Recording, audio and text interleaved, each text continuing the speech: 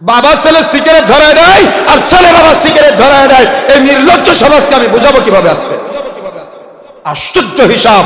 সমাজে চলছে এই জাহালত।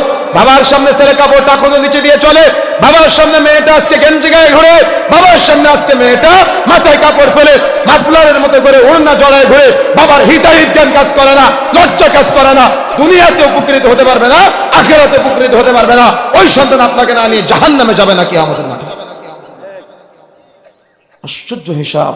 একটা বারের জন্য বিবেচনা করে না যে শরীয়তের জ্ঞান অর্জন করতে হবে, সন্তানকে শরীয়তের ইলম, শরীয়তের শিক্ষাটা দিতে হবে। এ ব্যাপারে কোনো জ্ঞান আমি আপনার মাঝে দেখি না। আপনার সন্তানকে দেওয়ার প্রচেষ্টা চালায় না। যে কথা বলতে চাচ্ছিলাম প্রিয় বন্ধুরা আমার, তাহলে আমার আপনার সমাজে আজকে এই যে জাহালত চলছে, এই নোংরা নীতি চলছে, এই নোংরা নীতি থেকে পরিবর্তনের জন্য অবশ্যই অভিভাবক শ্রেণীর যারা আছেন আপনাদেরকে সতর্ক হতে হবে। যদি আপনারা সতর্ক না হন, একদিন হজ মাহফিল করে জীবনেও সমাজ পরিবর্তন হবে না। এই জন্য যারা অভিভাবক আছেন, আপনি বেঁচে রেখে গেলেন, আপনার সন্তান সিগারেট খায় কিভাবে, এটা আপনাকে দেখার বিষয়। আপনার শরীরে রক্তপুষ থাকাকালীন আপনার মেয়েটা রাস্তায় বেপরদায় চলে কিভাবে, আপনার শরীরে রক্তপুষ থাকাকালীন আপনার ছেলেটা রাসূলের সুন্নাত দাড়ি কাটে কিভাবে। আরে আপনি বাবাই তো নির্লজ্জ, আপনি তো নিজে রাসূলের সুন্নাত দাড়ি কেটে খান খান করেন, তো আপনার ছেলে কি করবে? আশ্চর্য সমাজ আজকে, কত বড় নির্লজ্জ। ছেলে বাবার সিগারেট ধরায় দেয় আর বাবা ছেলের সিগারেট ধরায় দেয়। কি মিল মহাব্বত, তাই না? কিন্তু কোনদিন একসাথে কাতারে কাঁধের সাথে কাঁধ, পায়ের সাথে পা মিলিয়ে নামাজ পড়তে দেখি নাই বাবা ছেলেকে।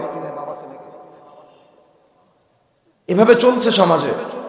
কিয়ামতের আগে এই যে মানুষের মধ্যে পাপাচার, অন্যায়, অত্যাচার, গুনাহ আমাদের মাঝে যে বারংবার বৃদ্ধি পাচ্ছে, আর এগুলার কারণে ধর্মীয় জাহিলিয়াত, পারিবারিক জাহিলিয়াত, সামাজিক জাহিলিয়াত, অর্থনৈতিক জাহিলিয়াত সব চলতেছে আমাদের মাঝে। কিন্তু কেউ বিবেচনা করে না যে শরীয়তের জ্ঞান অর্জন করতে হবে, কোরআন হাদিসের জ্ঞান অর্জন করতে হবে, ইলম অর্জন করতে হবে। অর্থাৎ ইলমের পিছনে যে সময় নষ্ট করবে এটাকে মনে করে সময় নষ্ট হচ্ছে। অথচ দোয়া শিক্ষা দিয়েছেন আমাদের চাইতে হবে আল্লাহর কাছে, আল্লাহুম্মা ইন্নী আসআলুকা ইলমান নাফিআ, আল্লাহ তুমি আমাকে উপকারী জ্ঞান, উপকারী বিদ্যা দাও।